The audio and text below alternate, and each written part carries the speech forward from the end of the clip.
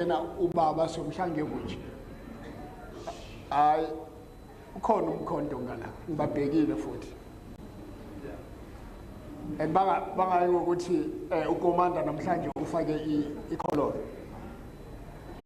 Dr. Fikile Mbalula, who founded the African National Congress forerunner, calls the modest settlement of Dagaskraal, which overlooks the vast landscapes of the highlands of his homeland. Dr. Fikile Mbalula, the founding father of the African National Congress, lived in the small highveld settlement of Dagaskraal, not far from Amersfoort. Historically, Ermelo served as a critical juncture in the struggle for South Africa's liberation, acting as a pivotal stopover for the ANC's Umkhonto weSizwe members traveling to Swaziland and Mozambique. The region, which experienced forced removals in the 1960s, also posed many cultural and natural attractions to improved living conditions for the Indian community. National Executive Committee meeting scheduled for 5 to 7 January. The NEC meeting is set to take place as it has started, and I've already alluded to that. The NEC will focus on a number of issues that I've already explained. The NEC, when it rises on Sunday, will focus on the build-up programs.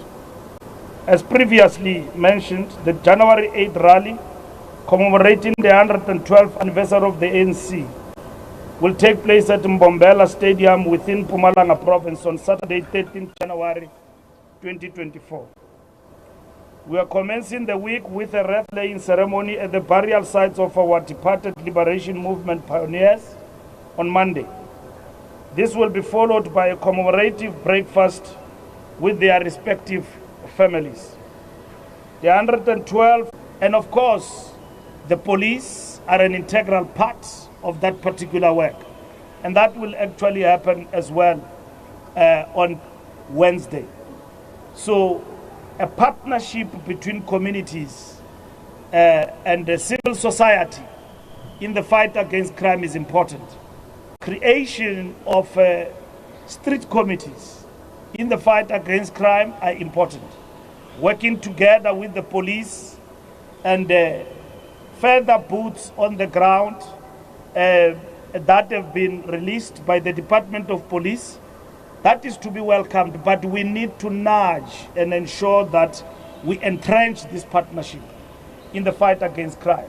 But equally, those cases where you find GBV cases, we will as well be strengthening those families who are affected by GBV, who their cases are before the law, and at the same time programs, either support for schooling, but at the same time intervention programs in terms of upskilling our people, addressing the challenges that are faced by the disengaged youth in our society. But at the same time, we will talk to our membership through cadre forums throughout the length and breadth of the province, talk politics of the ANC. Where are we as an organization as we celebrate this January 8th? What are the challenges that lie ahead? What is expected of us in the major program we are executing of renewal of the African National Congress?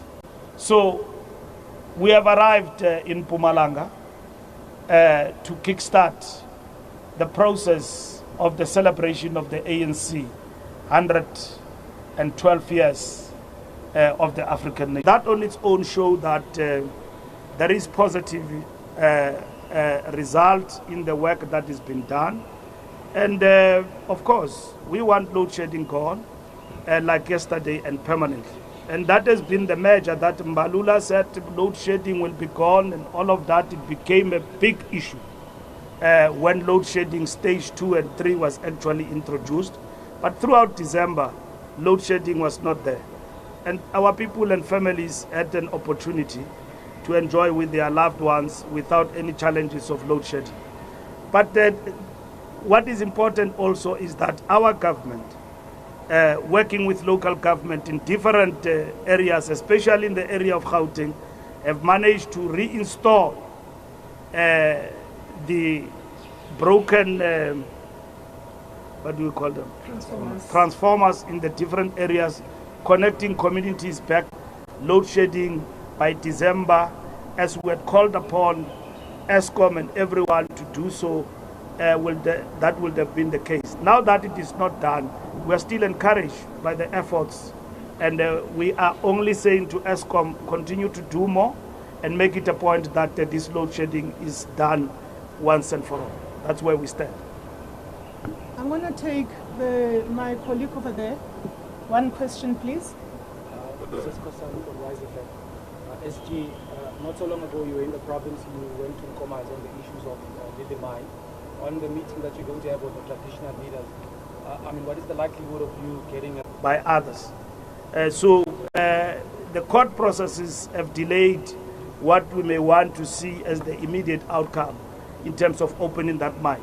Our strategic objective is opening the mine, make it a point that the people of Nkomazi in and around that particular area get to work in that mine, and that is what we want, and we're still committed to that. We are pushing in all directions in terms of our efforts. We're grinding in terms of ensuring that the mine is opened. But like I said, there are financial interests, and people who own the mines, they take each other to court, they delay all the efforts of opening the mine. But we are quite confident that the mine eventually over time will be opened, and people of Nkomazi will get to that lily's leaf and get down to work. Thank you very much. I'm going to take my brother over here. One question. Efficient and all of that, and we know what state capture have done. We have addressed state capture. We know what state capture have told us, who are the culprits. We no longer thumb-sucking now. We've got reports before us. We are not thumb-sucking when we talk about state capture. State capture in law is actually now being affirmed as the reality. It's no longer something that me and Mahlengi we theorize or we are throwing bones about it. It is confirmed through the Judicial Commission of Inquiry by Judge Zondo. And the battle cry now around state capture is that let those who have delayed progress and ravaged and undermined the efficient functioning of state entities face the music of the law. Face the law in this particular instance, the might of the law, and that is what is important. Deal with that matter at length and in depth at the right moment. There are a lot of things that have been said every day, some which we believe are distortions and are far from the truth. But we're not going to respond in snippets. Our constitution is very clear. There is no two parties. There is no party called MK existing in our name through somebody who wants to be a savior of the party or a messiah. There is no such. In the ANC, you resolve your issues in the party. We have had difficulties over time through different epochs and periods of transition and all of that. That has actually happened. So this thing is not new. When people were disgruntled, were not happy about President Zuma, they went to form COPE. When people, let's focus on the task. The task at hand is the liberation of our people from poverty, the fight against crime, to ensure that there are jobs in this country. The people of South Africa will not vote for the ANC because we had a squabble with President Jacob Zuma. The people of South Africa are going to vote for the ANC because we fought load shedding, we fought state capture, we fought corruption, and we create jobs. That's what the people of South Africa want. The people of South Africa do not want us to come to Moses Mabhida, to come to this wonderful stadium to celebrate and then the manifesto or the January 8 statement is Jacob Zuma. They are not interested in that. President Zuma and the Guptas and became a bigger party. So that is what has happened. They disrupted parliament, and then that is it. And then their numbers increased. They even, in that process, called themselves people who could be looked at as people of superior logic because they won cases. And then they were affirmed that the ANC is on the wrong side and all of that. So we are from there. And the ANC was always there. And we endured the pain and the suffering as a party. Now we are out of that. The people want renewal from the ANC. Anyone has got the right to form a political party. And by the way, let me take you to confidence. Mkhonto Wesizwe is a trademark of the ANC. It's well known. Even if you can camouflage it, do anything, it belongs to the ANC. So when we fight for our symbols and our assets, we are not fighting anybody. You've got the right to form your party, your disgruntled, join us wherever we will be, and so on. We're not chasing anyone. Everyone, anywhere in the country, have got the right to do what they want.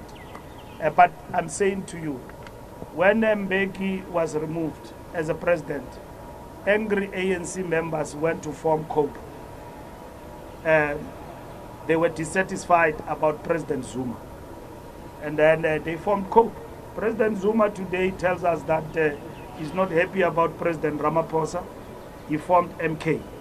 We don't know what will follow tomorrow when somebody else comes in to lead the African National Congress. But we have survived. We have survived. It's only now where we see that there is a convoluted alliance of moonshoot against the ANC, and there is another one. Map a clear way forward, and then say, in terms of the January 8, which January 8 is marching orders? What do we need to deploy in government to all our members? What do they need to do in terms of government, wherever we are deployed and wherever we are, in terms of accelerating social transformation? So we are at peace with everyone. So we'd love to engage. Unfortunately, we did not have that opportunity to engage with our elder, our leader, former leader, who at any given point in time, like all leaders of the ANC, convene us from time to time to engage us. Here are the issues and so on that we need to talk about and so on. You know, we are disappointed but not shocked. Disappointed because we expected... To you, members of the media, we will keep you updated on the live briefings that are going to be taking place. Do look out for the updated media advisories that will be coming out twice a day, up until January the 8th. Thank you very much, SG.